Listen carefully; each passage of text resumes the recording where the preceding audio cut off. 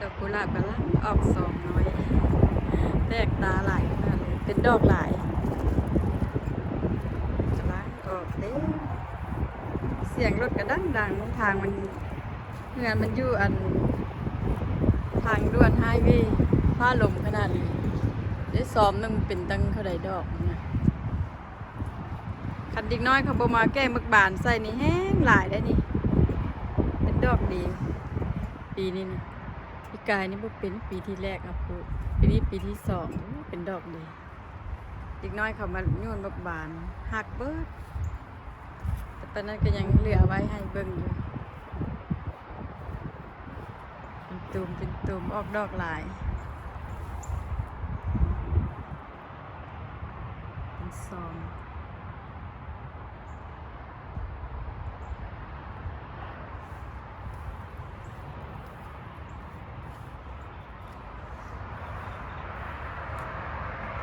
เป็นใหญ่เติบแล้วใกล้ๆ10 บาทละ10 บาทออกนี่คือสิงามเนาะเป็นดอกอยู่นะดอกดีขนาดเลย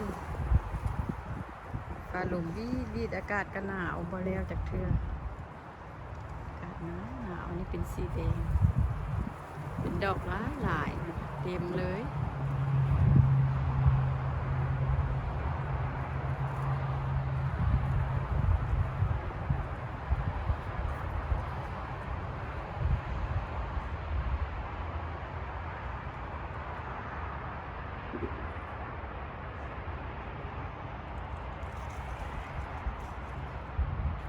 เป็นลายเติบอยู่นะคะ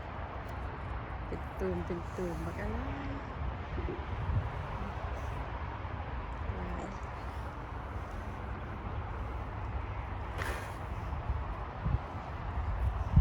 ดอกไม้ซื้อมาใหม่ก็เป็นดอกออกดอกหลายๆนี่นะ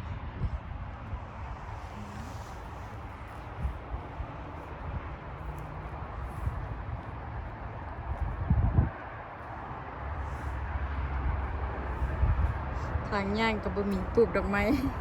ปลูกสับยกสับยางย่างกับบ่ได้นี่ปีกายนี่บ่ออกดอกหลายปีนี้ออกดอกหลายเติบดอกแบบนี้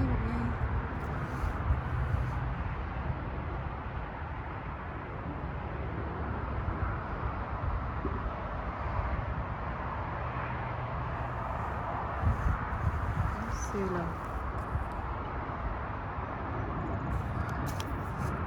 ซื้อเบิ่งมีบ่อ่านบ่ได้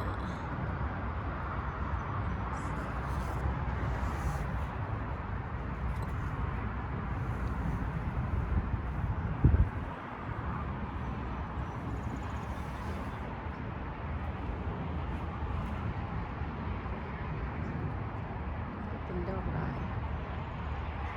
กำลังเริ่มออกแตกออกเป็นสีบัวเลย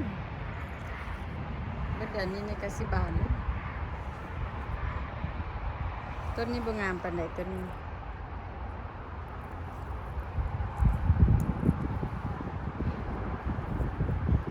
ออกแล้วอากาศยังหนาวอยู่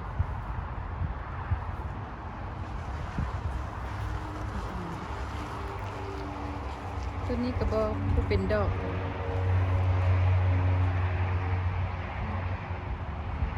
เป็นมัง4-5 ดอกประมาณนั้นเลยกี่ลายตัวนี้งาม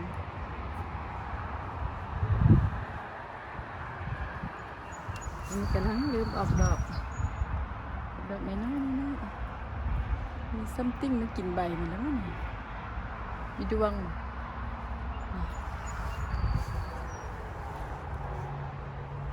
ทีนี้มาใส่กระเตาะเอามาใส่กระถางไว้แล้วออกดอกดีได้เลยนี่